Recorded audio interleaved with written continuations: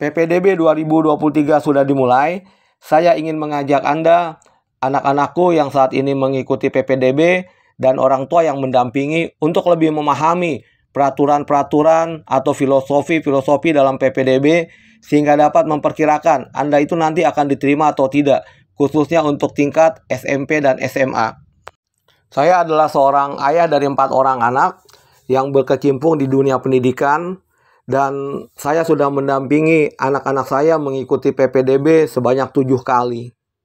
Dalam mengikuti PPDB, saya sangat menyarankan baik kepada anak-anak maupun orang tua untuk mengikuti info dari sumber yang resmi saja. Anda tidak perlu terpengaruh dengan gosip, dengan hoax, dengan sumber-sumber berita yang katanya, kata si ini, kata si anu. Lebih baik Anda berpedoman pada web resmi PPDB khususnya untuk Provinsi DKI Jakarta. Masalah yang paling mendasar dari PPDB adalah tidak seimbangnya daya tampung sekolah negeri dibandingkan dengan para peminat.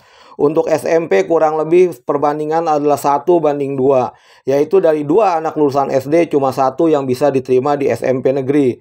Untuk SMA negeri adalah 1:5. Artinya dari 5 anak SMP yang ingin masuk SMA negeri, hanya 1 yang dapat diterima. Sedangkan jika digabungkan dengan SMK, perbandingan adalah 1:3, yaitu dari 3 anak lulusan SMP, cuma 1 yang bisa diterima di SMA dan SMK. Sebelum Menteri Pendidikan dijabat oleh Nadiem Makarim, PPDB dilakukan berdasarkan nilai UN, sehingga hanya anak-anak yang pintar atau anak-anak yang memiliki nilai UN yang tinggi yang bisa diterima di sekolah negeri. Sekarang jalurnya dibalik, ada 5 macam jalur, sehingga anak yang pintar belum tentu diterima, sebaliknya anak yang tidak pintar juga belum tentu tidak diterima. Persyaratan dasar untuk mengikuti PPDB di DKI adalah merupakan warga DKI berdasarkan kartu keluarga yang diterbitkan oleh Disdukcapil Provinsi DKI selambat-lambatnya tanggal 1 Juni 2022. Seleksi penerimaan peserta didik baru adalah melalui 5 macam jalur, yaitu jalur prestasi akademik dengan kuota 18%, prestasi non-akademik 5%, afirmasi 25%, zonasi 50%, dan pindah tugas orang tua atau guru 2% dari kapasitas yang tersedia di semua sekolah negeri.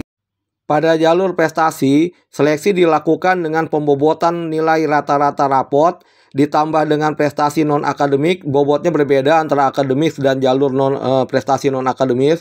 Kemudian pengurangan nilai sesuai dengan persentil, digabung dengan prestasi non-akademik, digabung dengan kepengurusan ekskul, sehingga itulah yang akan menjadi nilai akhir. Penting diperhatikan di sini adalah peraturan mengenai diskon nilai atau persentil. Perlu diketahui bahwa anak-anak yang rankingnya sampai 10% terbaik di sekolahnya, itu nilainya tidak didiskon. Tetapi yang di atas 10% terbaik nilainya didiskon. Akibat dari peraturan ini adalah mungkin dulu kita menganggap banyak SMP favorit yang anak-anaknya banyak lulus di PPDB. Tetapi dengan adanya persentil nilai mereka didiskon. Sehingga mereka tidak lagi bisa mendominasi. Sehingga pembagian kursi di SMA akan menjadi lebih rata. Jadi nanti Anda jangan kaget, misalnya ada anak yang nilainya bagus, dari sekolah yang bagus, tetapi nilai akhirnya adalah rendah. Kenapa? Karena persaingan di sekolah tersebut tinggi, maka dia mungkin di luar 10 besar, 10% terbaik, sehingga nilainya kena diskon 10%. Misalnya nilainya 9 menjadi 8, sehingga dalam persaingan nanti di jalur prestasi, nilainya turun. Yang ketiga adalah jalur afirmasi, yaitu untuk membantu saudara-saudara kita yang berada di kelompok afirmasi. Penting diperhatikan dari jalur afirmasi ini adalah pembagian menjadi afirmasi prioritas pertama dan prioritas kedua. Di mana yang prioritas kedua tidak bisa membalap yang prioritas pertama. Apapun yang terjadi, yang prioritas pertama diberi kesempatan masuk semua. Jika masih ada sisa, baru penentuan prioritas pertama dan kedua adalah berdasarkan ketentuan yang bisa Anda lihat berada di website PPDB. Jalur keempat atau jalur yang paling banyak dengan kuota 50% adalah jalur zonasi. Prioritas pertama pada jalur zonasi diberikan kepada calon peserta didik baru yang berdomisili di RT yang sama dengan RT sekolah atau RT-RT yang berbatasan langsung atau bersinggungan dengan RT sekolah. Mereka diberikan kesempatan istimewa untuk masuk terlebih dahulu. Prioritas kedua diberikan kepada CPDB yang RT-nya berada di sekitar sekolah berdasarkan pemetaan. Saya lihat-lihat di peraturan tidak jelas pemetaan itu berapa ratus meter atau bagaimana, tetapi mendingan Anda lihat saja tabelnya di website PPDB. Prioritas ketiga, Anda lihat kelurahan, yaitu untuk CPDB yang kelurahannya berdomisili sama dengan sekolah dan sekitar sekolah. Cakupan zona 3 ini sangat luas. Tidak hanya berdasarkan RT, tetapi berdasarkan kelurahan. Jalur pindah tugas guru ini jumlahnya 2% dan itu memerlukan syarat-syarat administrasi yang bisa Anda lihat di website PPDB. Seleksinya ini yang paling penting setelah Anda mengetahui Anda berada di prioritas keberapa, zona prioritas berapa adalah seleksi. Untuk jalur prestasi, proses seleksi atau urutannya adalah pertama pembobotan nilai berdasarkan yang tadi kita bahas mengenai persentil dan segala macam. Kemudian urutan pilihan sekolah, artinya jika nilainya sama, yang memilih sekolah tersebut sebagai pilihan pertama akan diberikan kesempatan terlebih dahulu. Dan terakhir adalah siapa cepat dia dapat memasukkan nilai. Catatan di tahun 2022, seleksi di jalur prestasi terhenti pada tahap pertama, yaitu berdasarkan nilai saja. Tidak ada yang saya temukan nilainya sama, prioritas sekolahnya sama, kemudian ditentukan oleh waktu pendaftaran. Yang penting nilainya tinggi, itulah yang diterima. Seleksi jalur afirmasi menggunakan 4 langkah. Pertama, menggunakan afirmasi prioritas. Kedua, prioritas zona, urutan pilihan, dan waktu mendaftar. Artinya adalah yang prioritas pertama dimasukkan terlebih dahulu. Jika ada kursi kosong, maka baru digunakan untuk prioritas kedua. Jika prioritasnya sama, dilihat dari zonanya. Yang prioritasnya sama, zona 1 akan lebih diuntungkan daripada zona berikutnya.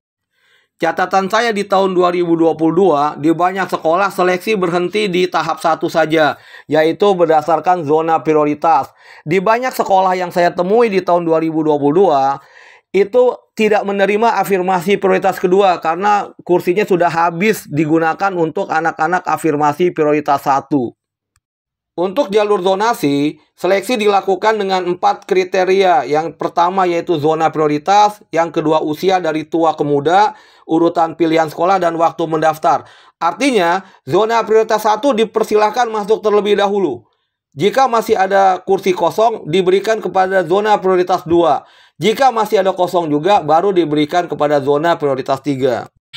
Catatan saya di tahun 2022, di banyak sekolah di tingkat SMA, anak zona prioritas 3 tidak diterima sama sekali.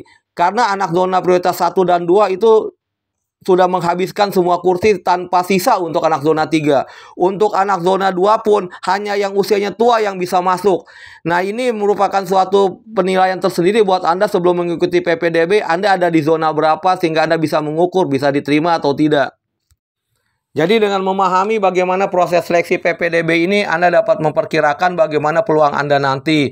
Jangan Anda berpatokan pada nilai. PPDB tidak memperhatikan nilai. Bahkan untuk di jalur prestasi pun, nilai prestasi akademik bisa didiskon sesuai dengan persentil atau tingkat persaingan di sekolah Anda. Kemudian dicampur-campur lagi dengan nilai-nilai ekskul, prestasi non-akademik, dan sebagainya. Kemudian untuk jalur afirmasi dan jalur zonasi, Anda lihat Anda ada di prioritas keberapa. Kalau Anda prioritas pertama, Anda bisa bersyukur Anda pasti keterima. Tapi kalau Anda prioritas kedua atau ketiga, Anda bisa memperkirakan peluang Anda sangat kecil untuk diterima. Terima kasih telah menyaksikan konten ini. Jika ada pertanyaan yang ingin Anda sampaikan, silahkan disampaikan di kolom komentar. Terima kasih.